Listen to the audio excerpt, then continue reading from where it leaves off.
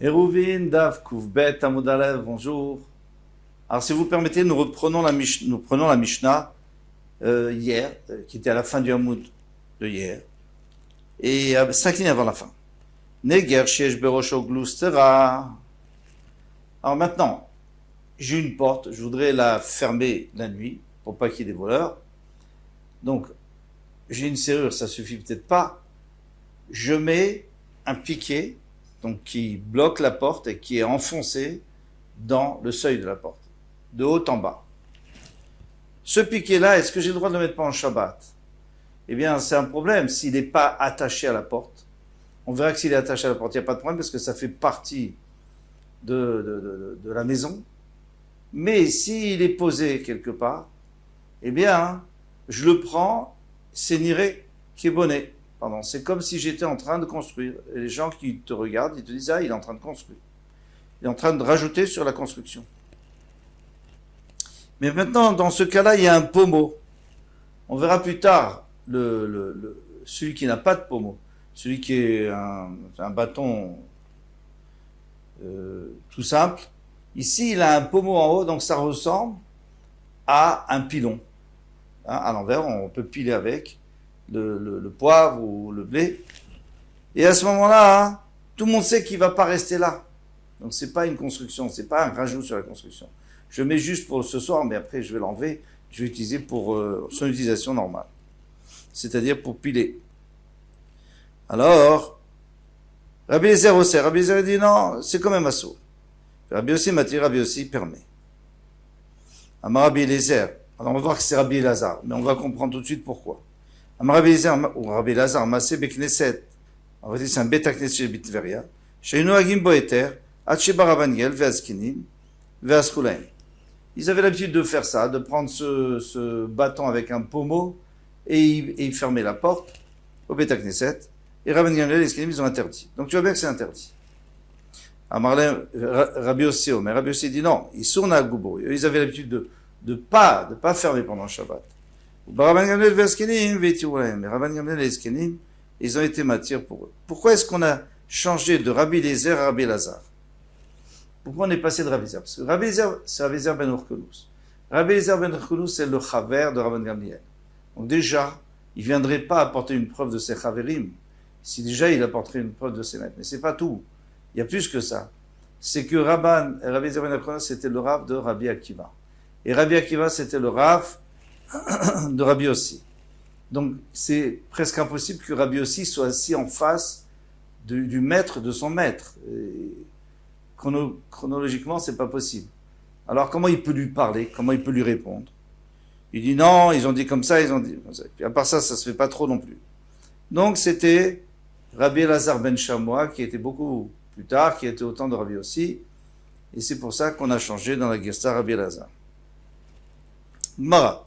Benital, Beigudo, Kulamalopligé. Si maintenant, ce pommeau ou cette barre de sécurité verticale, eh bien, Kulamalopligé, si tu dis qu'il est attaché et que la corde est assez solide pour le porter comme ça, il est vraiment très bien attaché, il fait partie de la maison. Et s'il fait partie de la maison, tout le monde est d'accord qu'on a le droit de le mettre en place pendant le Shabbat et de l'enlever. Qui plié, on tourne la page. On part dans le cas où il a mis une petite ficelle, mais on ne peut pas porter, c'est pas assez solide. Alors, il y en a un, c'est Rabbi aussi qui dit que puisqu'il y a une glustera, puisqu'il y a un pommeau dessus, donc c'est un keli. Et puisque c'est un keli, donc tout le monde sait que tu vas l'enlever et tu ne vas pas le laisser là-bas. Donc ça ne s'appelle pas Mirzek et Bonnet. Ça ne s'appelle pas que tu as l'air de construire. Ça va, l'autre pense qu'il va dénodital. B, Igudo, lo. Et l'autre pense que puisque on ne peut pas le porter, donc il n'est pas attaché au mur ou à la porte, donc à ce moment-là, on n'a pas le droit d'utiliser, parce que les gens, on va avoir l'impression que tu es en train de construire pendant Shabbat. Matitin. Neger anigra. Alors maintenant, on ne parle plus du piquet avec un pommeau, on parle d'un piquet normal. Anigra, c'est-à-dire qu'il est attaché à la porte, mais quand tu ouvres la porte, il traîne, parce qu'il est attaché avec une longue corde. Noalim Boba Migdash. Alors maintenant, quel est le problème? Il est attaché, donc il est bien attaché, donc il fait partie de la maison. Donc, d'après la Torah, il n'y a pas de problème de monnaie. Mais il y a Merzé qui est monnaie. Pourquoi? Parce que les gens qui vont te voir, ils réalisent pas que c'est vraiment attaché puisque ça traîne. C'est un peu loin. Donc, on n'aurait pas le droit, Mishum, Takanat Chachamim, une Takanat Chachamim, que c'est Merzé, ça a l'air qu'il construit. Nous, à l'Imbo Bamikdash, on peut construire, on peut le faire dans le Mikdash, on peut fermer dans le Beth Amikdash, parce que dans le Beth Amikdash, on sait qu'il y a une Shvut Bamikdash. Les Xerot de Chachamim ne s'appliquent pas au Beth Amikdash. Donc, j'ai le droit. Avalo Bamdina, mais en dehors du Beth Amikdash, je n'ai pas le droit. Vermonach, maintenant, s'il est posé dans un coin, et il n'est même pas attaché du tout. Alors là, c'est un problème. Kan vekan, ici et là, eh bien, assourd. Pourquoi? Parce que, même d'après la Torah, c'est interdit. Pourquoi? Parce qu'il ne fait pas partie de la construction, donc c'est toi qui l'as rajouté. C'est comme si je mettais un clou dans le Shabbat. Rabbi Yehuda Omer, Rabbi Yehuda, lui, il est plus mekil. Il dit à Mounach, s'il est posé, Moutar Bamikdash. On a le droit dans le Beth Amikdash. Parce qu'en réalité, c'est pas du tout un Issour de la Torah, c'est un Issour des Rabbanan, et donc on a le droit dans le Beth Amikdash. Pourquoi est-ce que c'est un Issour des Rabbanan et pas de la Torah? Parce que tout le monde sait que c'est pour ça.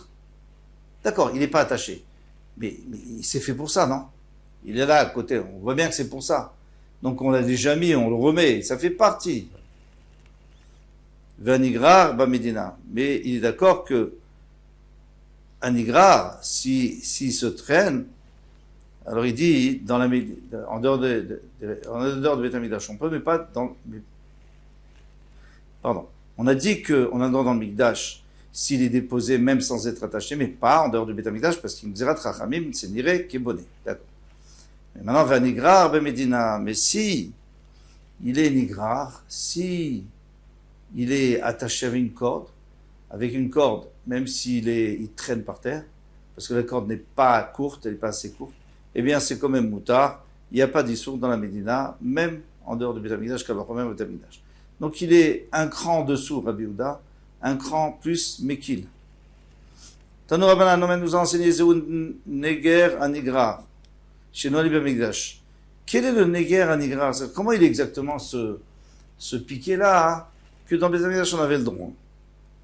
Avalo Bamdina, mais on n'a pas le droit dans la Medina. Kol shekashur vetalui berosho echad megia laaretz. Donc, d'après Tanakama, quand est-ce qu'on n'a pas le droit dans la Médina, en dehors du Beth Amikdash? C'est quand il est attaché et que talui verosho echad megia laaretz. C'est-à-dire, d'un côté, il est attaché, il est suspendu, mais de l'autre côté, il traîne par terre. Rabbi Yehuda, Omer Rabbi Yehuda dit, ze'av midam motar. Comme on a vu dans la Mishnah, même dans la Médina, on a le droit de ça parce que finalement c'est attaché. Et la Zéou Neger Hashemali Bamikdash, mais c'est lequel qu'on a le droit d'utiliser au Beth Amikdash au Bamdina, Kol Sheno Lo Kasho Velo Talui Veshomto Umanicho Bekran Zavit. Tout ce qui est ni attaché, ni suspendu, Veshomto, on enlève et on le met dans un coin. Et lui, il avait dit que c'était pas grave. Puisqu'il était prévu pour ça, il n'y avait pas de problème. Alors maintenant, on peut se poser la question, pourquoi est-ce que dans ce Tanu Rabbanan, c'est-à-dire les nomènes nous ont enseigné, pourquoi ils ont parlé d'un piquet qui est attaché, il n'y a que le bas qui traîne, mais le haut est suspendu. Mais nous au début on avait parlé dans la Mishnah d'un piquet qui est complètement, qui traîne totalement par terre. En réalité c'est le même din, les deux sont le même din. Alors pourquoi on a apporté celui qui est quand même pas totalement traîné, c'est pour dire la khumra des chachamim que malgré tout, eux pensent qu'on n'a pas le droit d'utiliser. Pourquoi? Parce que finalement, il n'est pas tout à fait suspendu, il n'est pas suspendu. On ne voit pas qu'il est vraiment suspendu. On voit une partie par terre. Amar Rabbi Yehuda Amar Shmuel. Rabbi Yehuda a dit au nom de Shmuel, Alacha Rabbi Yehuda, Benigrar, l'Alacha c'est comme Rabbi Yehuda, dans celui qui est nigrar, celui qui traîne. Celui qui traîne, c'est-à-dire qu'il n'est pas vraiment totalement suspendu. L'Alacha c'est comme Rabbi Yehuda, c'est que on a le droit. On a le droit, même dans la Médina, même en dehors du Beth Amikdash, on a le droit. D'accord. Mais celui qui n'est pas attaché du tout, on n'a pas dit que l'Alacha c'est comme Rabbi Yehuda. Le Chaora, c'est comme les Chachamim, que s'il n'est pas attaché du tout, il serait assourd pour tout le monde, même dans le Beth Amikdash. Amarava, Rava a dit, Veushikashur badelet.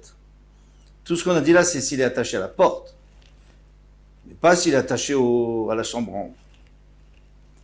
Et il dit, c'est pas vrai ce que tu dis, Rabbi Tavla, pour Rabbi Ikla de Mechosa. Il est arrivé dans la ville de Mechosa. Vechaza, il a vu Léaoud et avait allé Beivra des Dacha. Il en a vu un qui était attaché à la chambranle, si vous voulez, au cadre de la porte. Il n'a pas dit que c'était interdit. Pourquoi? Alors il répond, Aounital Beigdo Ava. Là, il était très solide, la corde était très solide. Et comme elle était très solide, on n'avait pas besoin que ça soit attaché à la porte. S'il n'est pas très solide et qu'on ne peut pas tenir avec ça, alors il faut qu'elle soit attachée à la porte. Mais si elle est très solide et que tu peux lever le pieu en levant la corde, alors à ce moment-là, c'est pas nécessaire. Il n'est pas nécessaire qu'il soit attaché à la porte, il peut être attaché au cadre. Ravavia est allé Narder. Ravavia est arrivé à Narder. Chazia Laou Gavra, il avait un homme. Dava Katir Begami. Il a vu qu'il était en train d'attacher avec du jonc. L'osier. C'est pas du tout solide. Amar din nonitrok. Il dit ça, avec ça, tu peux pas fermer. Baï Rabizera, Nikmaz Maou. Rabizera demande, qu'est-ce qui se passe? Normalement, on a dit, on bloque la porte, on le fait rentrer dans le seuil. Mais maintenant, imaginez-vous que le trou du seuil s'est élargi et ça descend dans la terre. Alors là, c'est un peu plus embêtant parce qu'on est en train de planter dans la terre. Déjà, là, ça s'appelle plus construire. Nikmaz Maou, Keledin, Amar Rabbi Yosef, Manti Baele. Pourquoi tu demandes ça? Maïti Baele, pourquoi tu poses cette question? L'Oshami Ale, Ha, Etania, tu n'as pas entendu la Braïta, tout le monde connaît, Nishmat, Assour. Nishmat, ça veut dire quoi? C'est-à-dire qu'il n'est pas du tout attaché, il s'est détaché complètement. Là, c'est Assour. Nikmaz Muta, mais s'il est attaché, et le trou s'est élargi et il descend jusqu'à la terre, c'est pas grave. Rabbi Uda Amar Nikmaz afal piché non Nishmat Assour. Et Rabbi Uda dit non, Nikmaz, s'il est percé, eh bien, si le trou s'est élargi, que ça va dans la terre, même s'il est attaché, afal piché non Nishmat Assour, c'est Assour. Rabbi Uda Amar Shmuel Alachak Rabbi Uda, ben Nikmaz, l'Alacha c'est comme Rabbi Uda, qu'on est mahmir, et que si il rentre dans la terre, on n'a pas le droit. Mishum des Merzek parce que on a l'impression, bien qu'en fait il est attaché, puisqu'il est attaché, donc on voit bien qu'il fait partie de la construction, il a déjà été utilisé, mais à partir du moment où il rentre dans la terre, alors c'est déjà beaucoup plus bonnet, ça a l'air en tout cas plus. Rav Nechome a demandé à Abaye, Asalobetia de Maou, qu'est-ce qui se passe s'il lui a fait un manche? Il lui a fait un manche. Alors on a le droit ou pas? Qu'est-ce que vous allez dire? Oui, on a vu que quand il y a un manche ou un pommeau, c'est la même chose. C'est-à-dire, ça s'appelle un outil, ça s'appelle un keli, puisque c'est un keli, tout le monde sait que tu vas pas le laisser là-bas. Donc tu n'es pas en train de construire. Amarle, Bouchana Kamrat. Toi, tu es en train de parler de Bouchana ici. Bouchana, c'était le fameux pilon dont on avait parlé. Itmar, Amar Nechumi Barada. Asalo, Betia, Muta. C'est Muta. Pourquoi? Parce que c'est un Keli, et donc on sait qu'on ne va pas le laisser là-bas. Aouch Sharita, Deavu, Deava, Beraf Pedat. Alors, il y avait une grosse poutre dans la maison de Rav Pedat. Deavu Madlula, Beasara, Veshadu, La Adasha. Il y en avait 10 qu'il a porté pour la mettre devant la porte et pour bloquer la porte. Alors là, vraiment, il n'y a personne qui pourra entrer. Velo Amarle ou Velo Midé, il n'a rien dit. Et pourquoi il aurait dit quelque chose? Parce que c'est Mouktsé. Une chose qu'on n'a pas l'habitude de déplacer, c'est Mouktsé. Il dit Amra, Torah de Keli Aléa. Mais non, ça s'appelle un Keli. Ça s'appelle un Keli. Puisqu'on peut s'asseoir dessus. Donc c'est comme un banc. Vous voyez, Asita. Maintenant, c'était une Asita, c'était un mortier. Et ce mortier, il était très profond et très large, très grand, puisqu'on pouvait mettre dedans un demi-corps, c'est-à-dire 15 séines. Un léter. D'Avad Bemar Shmuel, ce qui était dans la maison de Shmuel, d'Ave Marzaket Adriva, dans lequel on pouvait mettre, Adriva c'est un léter, comme on a dit, 15 séines. Shara Mar Shmuel, et Mijdeye, il a permis de le poser à d'achat devant la porte, sur le seuil. Amar Torah Keli Aléa, ça s'appelle un Keli, alors on peut le déplacer. Shalach le Rami bar Yecheskel et Rav Amram. Donc il a envoyé un messager, Rami bar Yecheskel et Rav Amram, Nimalan mar me'alin mile maliata.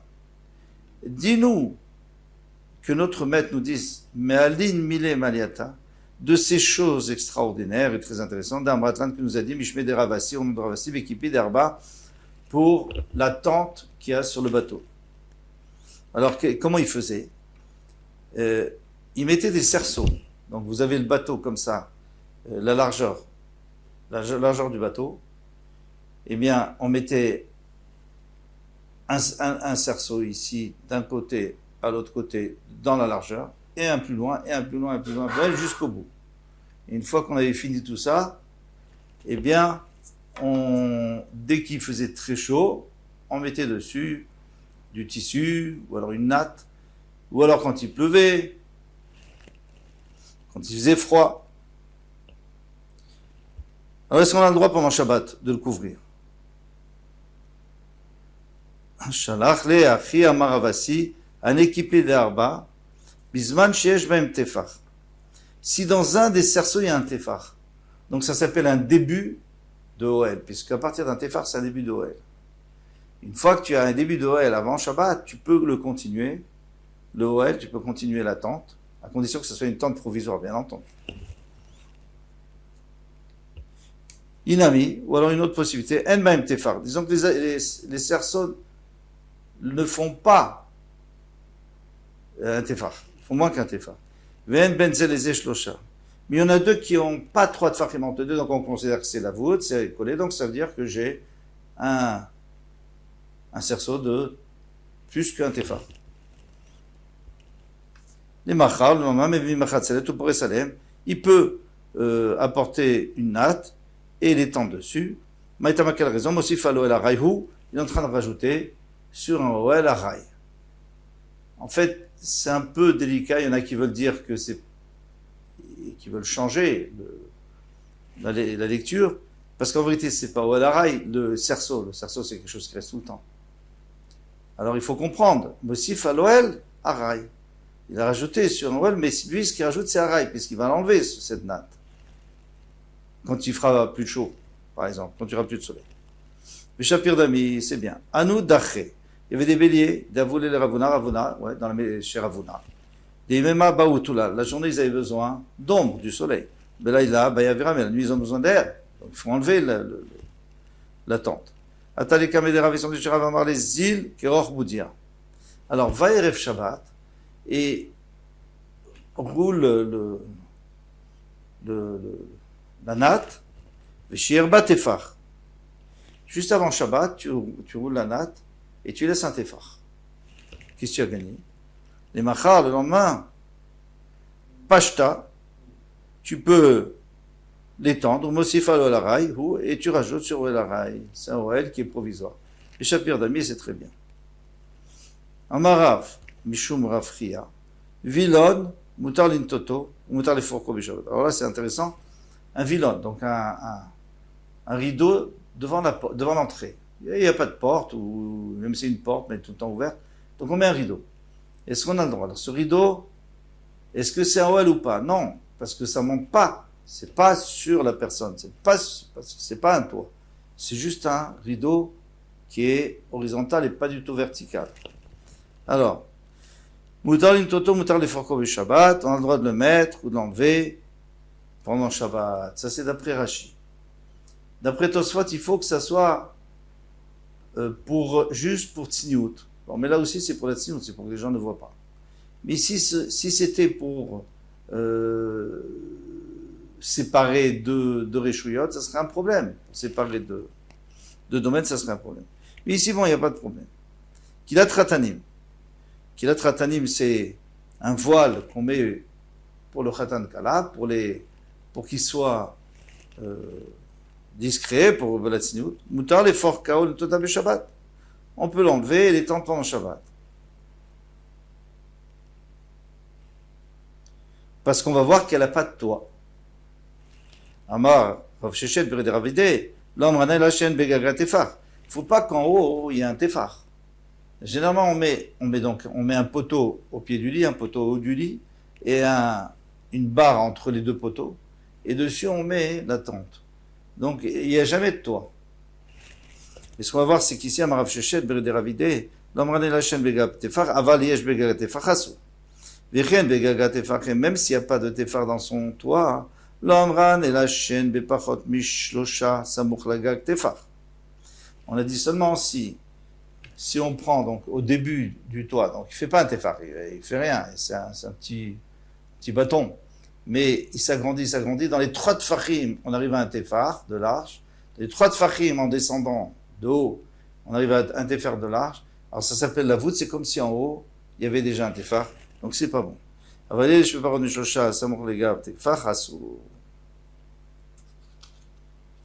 va s'arrêter là parce que après on va avoir des précisions. On va avoir des précisions pour un petit peu plus long à expliquer. Kol Tuv, à demain, Bezrat Hashem.